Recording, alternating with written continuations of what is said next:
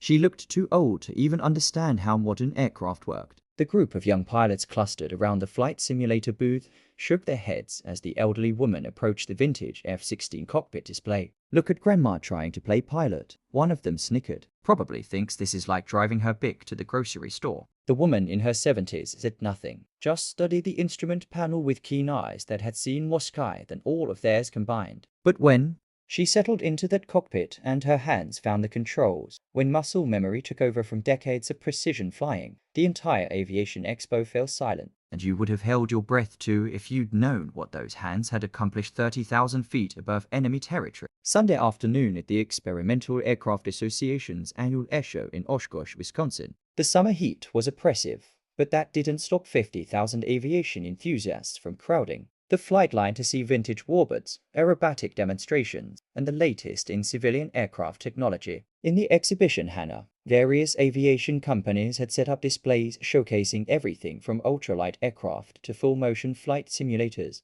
At the Lockheed Martin booth, a carefully restored F-16 cockpit sat as the centerpiece of their display. It wasn't a real aircraft, but a detailed replica designed to give civilians a taste of what it felt like to sit in the cockpit of America's premier multi-role fighter. The setup included authentic instruments, a heads-up display, and even simulated G-force effects for those brave enough to experience a virtual aerial combat mission. Victoria Sterling had been walking the flight line for 3 hours, moving slowly through the crowd with the careful gait of someone whose knees had seen better decades. At 72, she was small and slight, wearing a simple white blouse, comfortable walking shoes, and a sun hat that proclaimed her a tourist rather than an aviation professional. Her grey hair was pulled back in a neat bun, and she carried herself with the quiet dignity of someone who had learned long ago that actions speak louder than appearances. She'd come to Oshkosh for the same reason she came every year since retiring 15 years ago: to remember, to connect with the aircraft and the community that had defined her life for 3 decades, to stand near the machines that had carried her through experiences most people could never imagine. The group of young pilots near the F-16 display were all in their 20s and 30s, recent graduates of various civilian flight programs who were building hours toward careers with major airlines. They wore aviator sunglasses, flight suits with patches from their training schools, and the kind of confident swagger that comes with youth and a fresh commercial pilot's license. The leader of the group was Ryan Matthews, 28 years old, a recent graduate of a prestigious flight academy who had accumulated nearly 1,500 flight hours in various single-engine and multi-engine aircraft. He'd been hired by a regional airline and was looking forward to eventually moving up to the major carriers. In his mind, he represented the future of American aviation, technically proficient, professionally trained, and thoroughly modern. "Check out the old lady heading for the fighter jet," Matthews said to his companions. "Someone should probably warn her that it's not a tour bus." His friend Jake Peterson laughed. "My grandmother's the same way. Goes to car shows and pretends she understands what she's looking at. Probably thinks the F-16 has an automatic transmission." The third member of their group, Maria Santos, was the only woman among them and had faced her own share of gender discrimination in aviation training. But she'd internalized the competitive culture enough that she found herself joining in the mockery rather than defending another woman. "She probably learned to fly from watching Top Gun," Santos said. Victoria heard their comments but didn't react. She'd been hearing variations of the same dismissive attitude for 40 years, first as a young woman breaking into military aviation, then as a combat pilot in a male-dominated field, and finally as a retired veteran trying to maintain connections to the aviation community. The sting had long since faded, replaced by a weary acceptance that some battles weren't worth fighting. She approached the F-16 display and stood quietly studying the cockpit layout. The instrument panel was accurate down to the smallest detail: the heads-up display, the multi-function displays, the hands-on throttle and stick system that allowed pilots to access dozens of functions without taking their hands off the primary flight controls. It was exactly like the aircraft she'd flown for 12 years, from 1982 to 1994. The Lockheed Martin representative, a middle-aged man named Tom Bradley, who'd spent 20 years in the Air Force before joining the defense contractor, noticed Victoria's intense focus on the display. Most visitors took quick photos and moved on, but she was studying the cockpit with the kind of attention that suggested genuine knowledge. "Would you like to sit in the cockpit, ma'am?" Bradley asked. "We're offering 5-minute familiarization flights in the simulator. It's quite realistic." The young pilots overheard and exchanged glances. "This should be good," Matthews muttered. Grandma's going to try to fly a fighter jet. Victoria looked at Bradley and nodded. I'd like that very much. As she approached the cockpit, the crowd began to gather. Word spread quickly through the hangar that an elderly woman was about to attempt the F-16 simulator, and people began positioning themselves to watch what they expected would be an amusing spectacle of civilian incompetence meeting military-grade technology. Victoria removed her sun hat and handed it to Bradley, then approached the cockpit with a deliberateness that struck some observers as oddly familiar. She didn't need help climbing into the seat. She didn't fumble with the 5-point harness. She didn't ask where the important switches were located.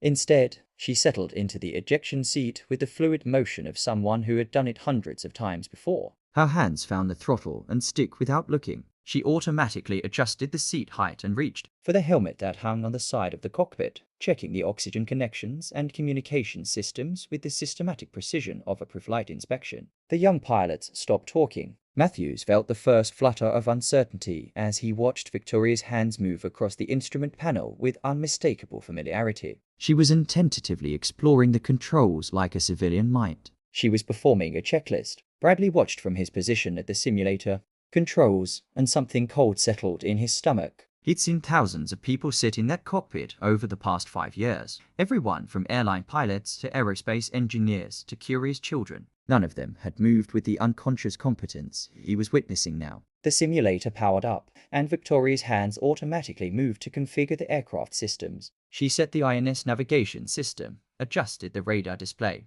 and configured the weapons panels without hesitation or consultation. When the simulated engine start sequence began, she completed each step from memory, her movements economical and precise. The crowd had grown to nearly 100 people, drawn by the unusual sight of an elderly woman who appeared to know exactly what she was doing in the cockpit of America's premier fighter jet. Conversation stopped. Cell phones came out to record what was happening. Bradley initiated the simulation, a basic flight profile that would take the virtual F-16 through a standard takeoff, climb, and landing pattern. It was designed to give civilians a taste of fighter jet performance without overwhelming them with the complexity of actual combat maneuvering. Victoria's hands moved to the controls as the simulation began. She advanced the throttle smoothly, maintained perfect centerline tracking during the simulated takeoff roll, and rotated at exactly the correct airspeed. As the virtual aircraft climbed, she managed engine parameters, navigation systems, and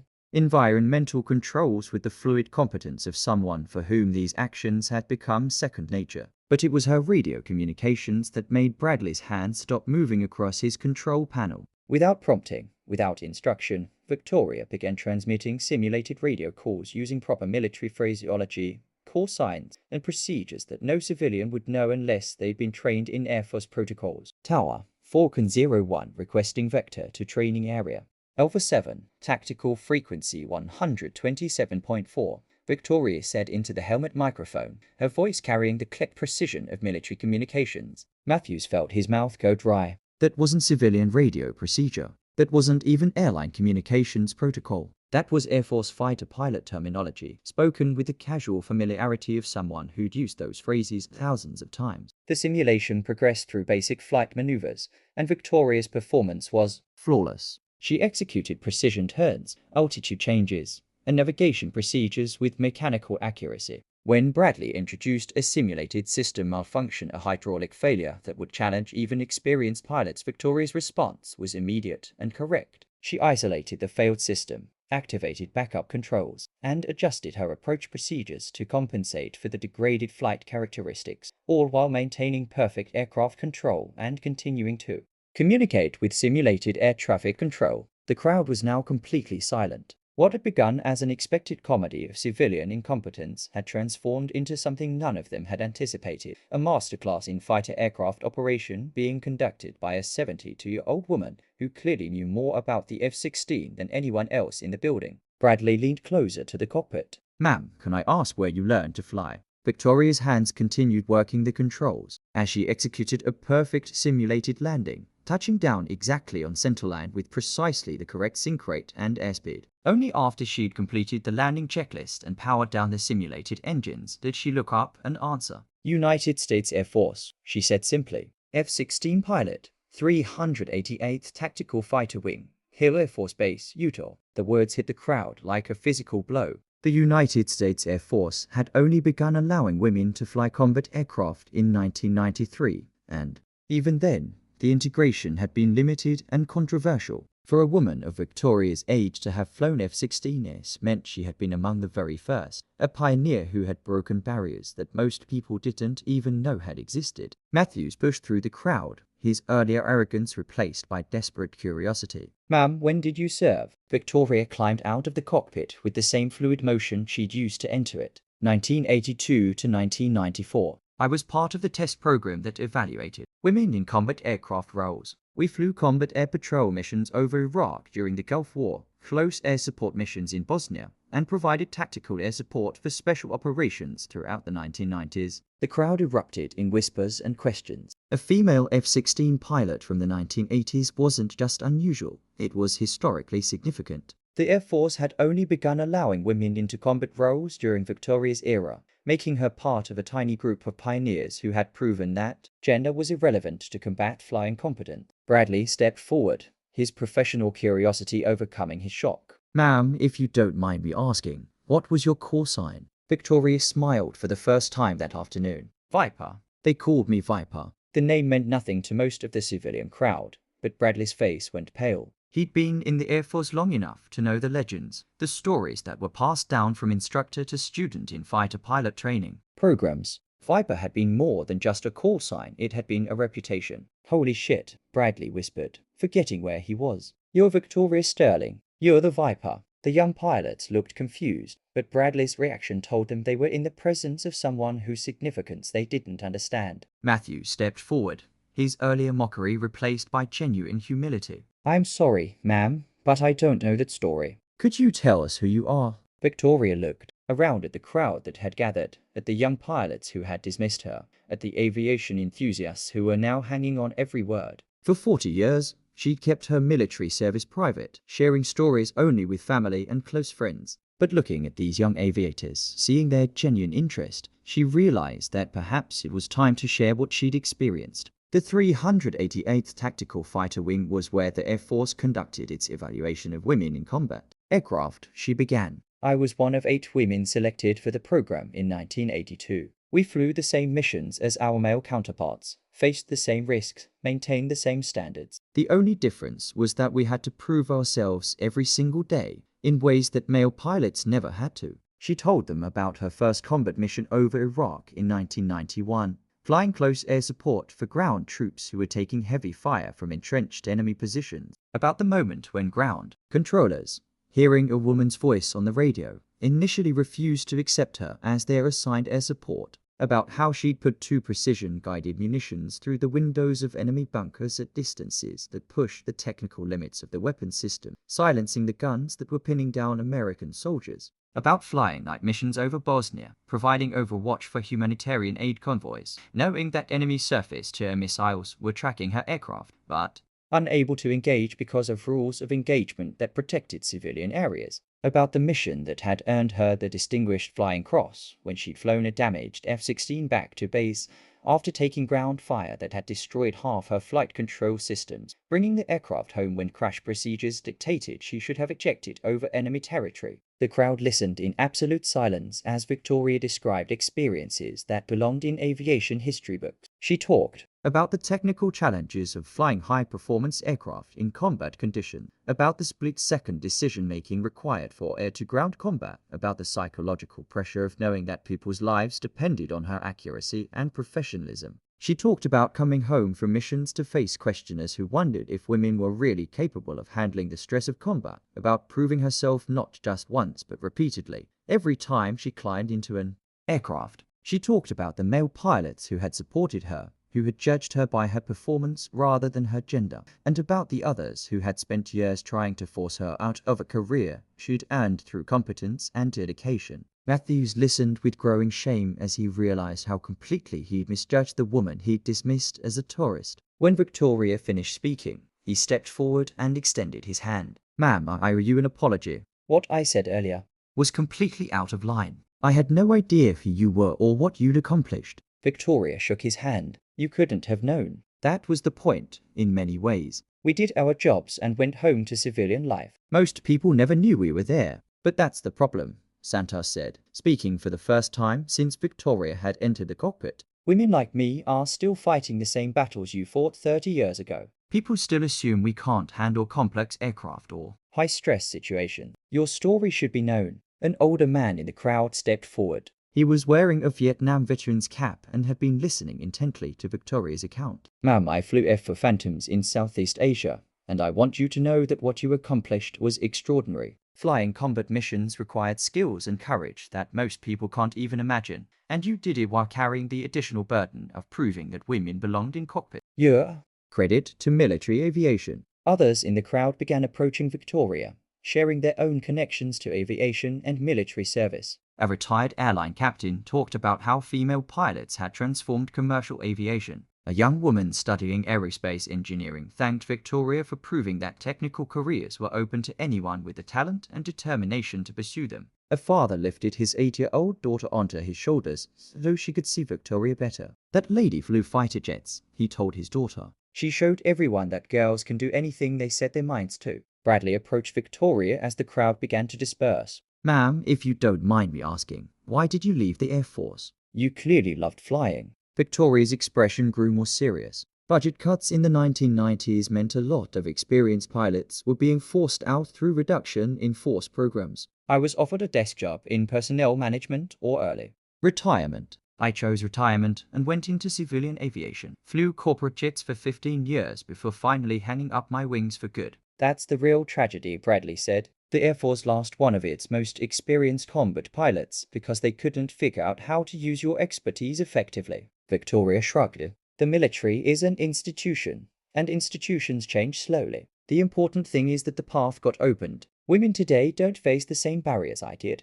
And that's what matters. As the afternoon wore on, Victoria found herself surrounded by young aviators who wanted to hear more about her experiences. She talked about the technical aspects of fighter aircraft operation, about the physics of high-G maneuvering, about the integration of weapons systems and navigation equipment that made modern aircraft so capable. She talked about the importance of precision and discipline in aviation, about how small mistakes in aircraft operation could have catastrophic consequences, and about the mental discipline required to function effectively in high-stress environments. Most importantly, she talked about the evolution of aviation technology and how pilots had to continuously adapt to new systems, new procedures, and new challenges. The F-16 she'd flown in the 1980s, she explained, was fundamentally different from the current versions, with upgraded avionics, weapon systems, and flight control software that made modern aircraft far more capable than their predecessors. Matthews asked about the transition from military to civilian flying. Victoria explained that while the technical skills transferred easily, the mission focus was completely different. Military flying was about mission accomplishment under hostile conditions, while civilian aviation was about safety, efficiency, and passenger service. But the fundamental principles remain the same, she said. Attention to detail, systematic procedures, continuous training, and respect for the aircraft and the environment it operates in. Whether you're flying a fighter jet or a passenger airliner, professionalism and competence are what keep everyone safe. As the airship began winding down and vendors started packing up their displays, Victoria prepared to leave. She'd spent 4 hours talking with young pilots, sharing stories and insights from a career that had spanned 3 decades and multiple combat zones. Santos approached her one final time. Ma'am, would you be willing to speak at our flight training academy? I think our students would benefit enormously from hearing your experiences and perspectives. Victoria considered the invitation. She'd spent 15 years in retirement, deliberately avoiding public speaking engagements and professional association. But looking at these young aviators, seeing their genuine interest in learning from her experiences, she realized that perhaps her service wasn't quite finished. I'd be honored, she said. 6 months later, Victoria Sterling stood in front of a lecture hall filled with aviation students at one of the country's premier flight training academies. She wore a simple business suit, but behind her on a large screen was a photograph of her in flight suit and helmet, standing next to an F-16 with her name stenciled below the canopy. She talked about the technical aspects of high-performance aircraft operation, about the importance of systematic training and continuous improvement, about the responsibility that comes with operating complex machinery in challenging environments. But she also talked about breaking barriers, about the importance of judging people by their competence rather than their demographics, and about the responsibility of experienced professionals to mentor the next generation. The students listened with the same rapt attention that the crowd at Oshkosh had shown. They asked technical questions about aircraft systems and flight procedures. They asked personal questions about balancing military service with family life. They asked professional questions about career development and advancement opportunities. After her presentation, Victoria was approached by dozens of students, both male and female, who wanted to thank her for sharing her experiences. Several young women told her that her story had inspired them to pursue careers in military aviation or aerospace engineering. A young man who was struggling with confidence issues in his flight training told her that her emphasis on systematic preparation and continuous learning had given him a new perspective on overcoming challenges. The Academy's chief instructor, a retired Air Force colonel who had known Victoria's reputation during their overlapping years of service, pulled her aside after the presentation. "Viper," he said, using her old call sign, "you should know that your influence extends far beyond what you might realize. There are female fighter pilots serving today who cite you as an inspiration. Your willingness to break barriers and prove that competence matters more than demographics changed military aviation permanently." Victoria smiled. "That was never the goal. I just wanted to fly." "Maybe not," the colonel said. "But sometimes the most important contributions come from people who are just trying to do their jobs well." Over the following years, Victoria became a regular speaker at aviation events, flight training programs, and professional conferences. She shared her technical expertise with young pilots and her historical perspective with students of military aviation. She worked with aerospace museums to preserve the stories of the early women combat pilots, ensuring that future generations would understand the challenges and contributions of the pioneers who had opened doors that had been closed for generations. She mentored young female aviators who were still facing some of the same challenges she had encountered, providing guidance on navigating institutional resistance and building careers based on competence and professionalism. Most importantly, she continued to demonstrate that expertise and experience don't diminish with age, that the knowledge gained through decades of professional service retains its value long after retirement, and that assumptions based on appearance are almost always wrong. The young pilots who had mocked her at Oshkosh all went on to successful careers in commercial aviation. Matthews eventually became a captain with a major airline and made it a point to share Victoria's story with new pilots during training sessions. Santos completed her training and was hired by the Air Force as a fighter pilot, following the path that Victoria had helped establish 30 years earlier. All of them learned a lesson that extended far beyond aviation, that competence comes in many forms, that experience is valuable regardless of its packaging, and that the person you dismissed today might be the expert you need tomorrow. Victoria Sterling continued flying until she was 78 years old, when arthritis finally forced her to give up her pilot's license. But her influence on aviation continued through the students she taught, the barriers she'd broken, and the example she'd set for generations of pilots who followed in her contrails. She proved that the sky belongs to anyone with the skill, determination, and courage to claim it. She demonstrated that technical competence transcends demographics, and that the best pilots are those who combine natural ability with systematic training and professional dedication. Most importantly, she showed that heroes don't always announce themselves with fanfare and recognition. Sometimes they're sitting quietly in the corner, wearing sun hats and comfortable shoes, carrying within themselves stories of courage and competence that change the world one flight at a time. The next time you see someone who doesn't fit your expectations, remember Victoria Sterling. Remember that expertise often comes disguised as ordinary experience, that legends sometimes look like grandmothers, and that the person you underestimate today might be the one who proves that assumptions are the most dangerous enemy of understanding. If this story inspired you, if it changed how you think about judging others by their appearance, then share it with someone who needs to hear it. Honor the Victoria Sterlings in your community, the quiet professionals who broke barriers and opened doors without seeking recognition or praise. Subscribe for more stories of hidden heroes and forgotten pioneers, and hit that like button if you believe that competence and courage deserve recognition regardless of age,